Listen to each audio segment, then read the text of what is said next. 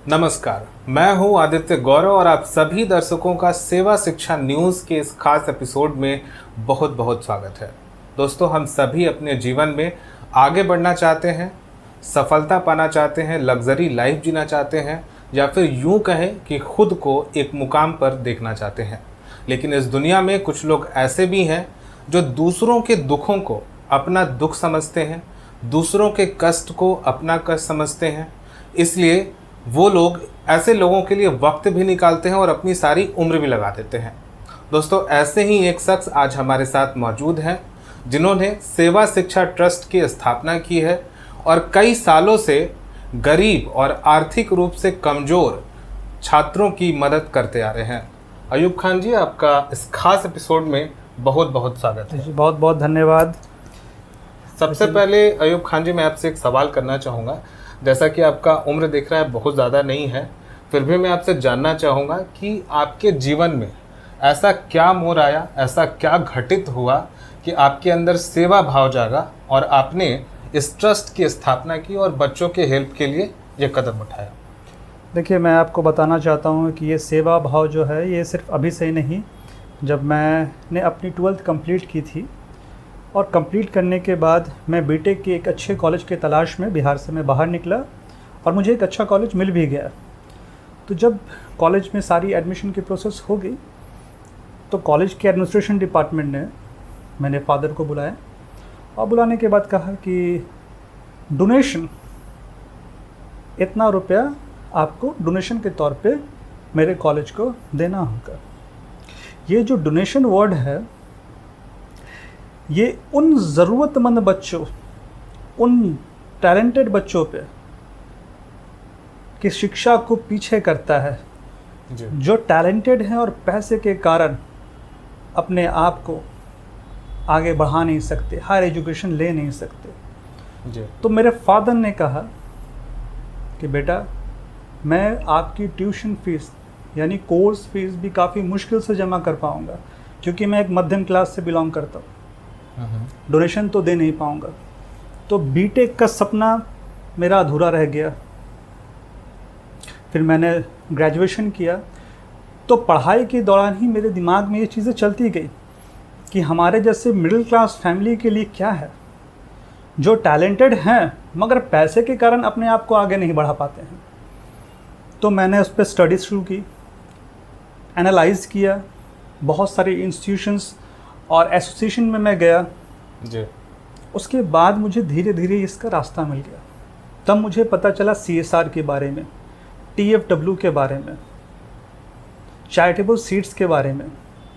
मैंने बहुत स्टडी की और स्टडी करते करते करते करते अकेले में निकला, लोग मिलते गए और कारवां बनते गए जी। बहुत अच्छा। ये आपसे एक और चीज़ मैं जानना चाहूँगा कि जैसे गवर्नमेंट, आप देख रहे हैं सरकार इस समय काफ़ी एक्टिव है, छात्रों के स्टडी के लिए एजुकेशन लोन भी दे रही है। स्टूडेंट क्रेडिट कार्ड योजना कहीं ना कहीं से एक एग्जाम्पल, उदाहरण के तौर पे देखा जा सकता है। पहले से भी बहुत सारे ट्रस्ट, एजुकेशनल ट्रस्ट मौजूद हैं, लेकिन सेवा शिक्षा ट्रस्ट में ऐसी क्या खास बात है कि छात्र इसका चुनाव करें, इस ओर आए? इस बारे में अगर कुछ है तो वो बताएं। देखिए, मैं आपको बताना चाहता हूँ कि स्टूडेंट क्रेडिट कार्ड है क्या। स्टूडेंट क्रेडिट कार्ड एक लोन है जी, जो आपको ब्याज के साथ में वापस करना होगा। अगर आपका कोर्स यानी पैकेज 6 लाख रुपए का है, क्योंकि स्टूडेंट क्रेडिट कार्ड हमेशा पैकेज के माध्यम से ही चीज़ें प्रोवाइड करवाती है। अगर 6 लाख रुपए का आपका पैकेज है, 7 लाख रुपए का आपका पैकेज है, तो 3 लाख रुपया आपके घर से लगा, 4 लाख रुपए का लोन हुआ और वो लोन आपको ब्याज के साथ में लौटाना होगा, चुकता करना होगा। ठीक है। और एक मध्यम क्लास का बच्चा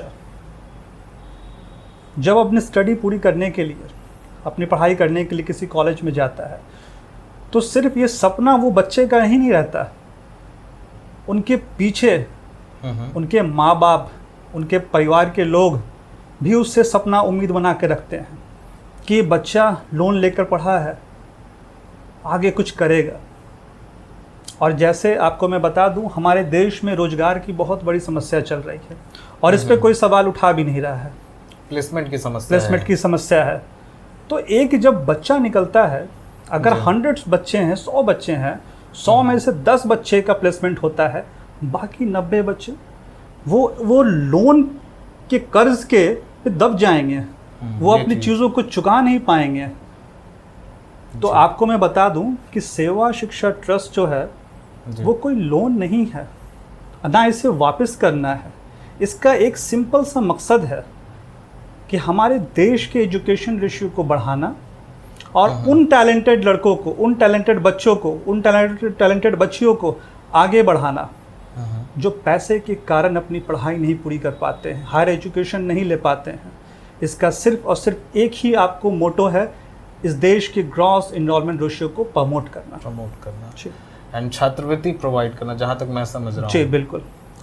तो इसमें एक सवाल मैं विद्यार्थियों के लिए जानना चाहूँगा, वैसे सारा चीज़ तो स्टूडेंट्स के लिए ही है, कि ये जो ट्रस्ट चल रहा है सेवा शिक्षा ट्रस्ट, इसके माध्यम से कौन कौन से प्रोमिनेंट कोर्स कराए जा रहे हैं, और अगर कोई बच्चा छात्रवृत्ति लेना चाहता है और फर्स्ट टाइम उसको इन्फॉर्मेशन मिलता है इस ट्रस्ट के बारे में, तो उसकी प्रक्रिया क्या होगी, वो कैसे शुरुआत करे कि इस ट्रस्ट का लाभ, इस ट्रस्ट से छात्रवृत्ति का लाभ उठा पाए? मैं आपको पहले क्वेश्चन का मैं आंसर दे देता हूँ कि कौन कौन से कोर्सेज हैं। हमारे ट्रस्ट के माध्यम से लगभग 82 कोर्सेज हैं जी। 82 कोर्सेज हैं। बीटेक की ऑल ब्रांचेज हैं, पैरामेडिकल्स हैं, नर्सिंग्स हैं, फार्मेसी हैं, मैनेजमेंट्स हैं, प्रोग्रामिंग है, और भी बहुत सारी कोर्सेज हैं जो बच्चे लॉ की भी पढ़ाई हो रही? जी बिल्कुल, लॉ की भी पढ़ाई है। और इसमें स्कॉलरशिप के लिए कैसे आप आवेदन कर सकते हैं, क्या प्रोसेस है? सिंपल सा प्रोसेस है, बहुत सरल प्रोसेस है कि आप सबसे पहले ट्रस्ट की ऑफिशियल वेबसाइट पे जाएं, www.sevaशिक्षा.in पर जाकर अपने आप को रजिस्टर करें। रजिस्ट्रेशन करने के बाद एक आपकी वेरिफिकेशन होगी, एक कॉल जाएगा संस्था की तरफ से, काउंसलिंग डेट इशू की जाएगी। उस डेट में अपने माता पिता या गार्जियन के साथ में संस्था में आना है, और उसी दिन आपकी एलिजिबिलिटी के हिसाब से कॉलेज अलॉटमेंट कर दिया जाएगा।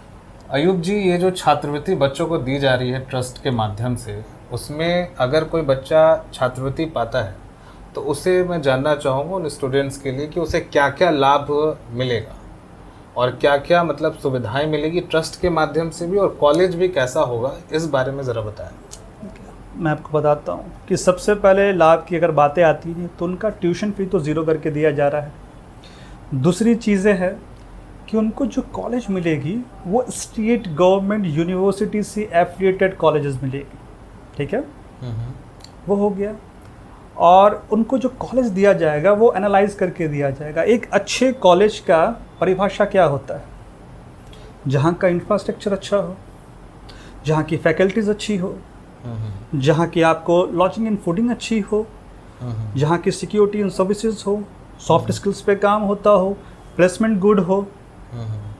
ये एक अच्छे कॉलेज का परिभाषा है। ये सारी चीज़ें हमारी संस्था पहले एनालाइज करती है, हमारी टीम, उसके बाद बच्चों को प्रोवाइड करती है, और इस तरीके से बच्चों को दाखिला मिलता है। बिल्कुल।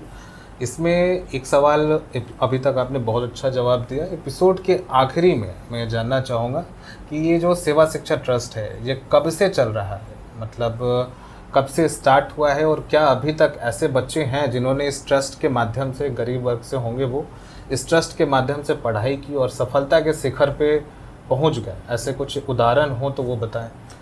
जैसे मैंने आपको पहले क्वेश्चन में ही चीज़ें कही थी कि इसकी शुरुआत जो थी मैं अपने कॉलेज टाइम से मैंने शुरू कर दिया था। कॉलेज टाइम से मैंने कॉलेज टाइम से शुरू कर दिया था, एनालाइज करना शुरू कर दिया था। उस वक्त मैं सेवा दे नहीं पाता था, पर इसके बारे में रिसर्च करना मैंने शुरू किया था। तो जब मेरा एक चीज़ें कंप्लीट हुई, कॉलेज कंप्लीट हुई, ठीक है, तो उसके बाद मैंने सोचा कि एक मैं फॉर्म कंप्लीट करता हूँ, ठीक है। काफ़ी वक्त लग गया क्योंकि मैं बहुत सारी एसोसिएट के साथ मिलकर काम कर रहा था। तो 2020 के बाद ऑफिशियल मैंने रजिस्ट्रेशन करवाया ये फॉर्म का, 2020 के बाद, ठीक है। और एक कहानी है हमारे पास, छोटी सी स्टोरी है। तो जब मैंने अपनी फॉर्म से कंप्लीट करने के बाद मैंने एसोसिएशन छोड़ा, और एसोसिएशन छोड़ने के बाद मैंने सोचा कि अपना एक फॉर्म मैं कंप्लीट करता हूँ। तो उस वक्त एक बच्ची का कॉल आया। उस बच्ची के फादर ठेला चलाते थे और माँ जो है वो घर घर जाके काम करती थी। और उन्होंने कॉल किया मेरे पास में कि सर मेरे आपका नंबर मिला है मुझे और मैं पढ़ना चाहती हूँ। अच्छा। ठीक है, मगर मेरे पास ट्यूशन फीस देने के लिए पैसे नहीं हैं। मैंने कहा कि कोई दिक्कत नहीं है। तो उनका मैंने एक अच्छे कॉलेज में नामांकन करवाया। उदाहरण के तौर पे आज वो बच्ची दुबई जैसे शहर में एक अच्छे कॉरपोरेट कंपनी में एक वेल मेंटेन जॉब कर रही हैं। आज उनके पास सब कुछ है। आप लाइफस्टाइल उनकी अच्छी हो गई है, सारी चीज़ें बहुत बेहतर हो गई है। ऐसे कई उदाहरण हैं। सारे उदाहरणों को तो पेश नहीं किया सकता है।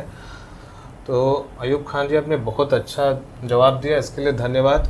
दर्शकों, ये थे मिस्टर अयूब खान, जिन्होंने सेवा शिक्षा ट्रस्ट की स्थापना की है और गरीब और आर्थिक रूप से कमज़ोर छात्रों के लिए आगे आए हैं। अगर आप भी हायर एजुकेशन पाना चाहते हैं लेकिन कहीं ना कहीं से आर्थिक स्थिति इसमें बाधा बन रही है, पैसों की कमी की वजह से आप हायर एजुकेशन लेने में समर्थ नहीं हैं, तो वीडियो के डिस्क्रिप्शन में दिए हुए नंबर पर आप कॉल कर सकते हैं ताकि आपको विस्तृत जानकारी दी जा सके और आपका भविष्य संवर सके, सुधर सके। धन्यवाद।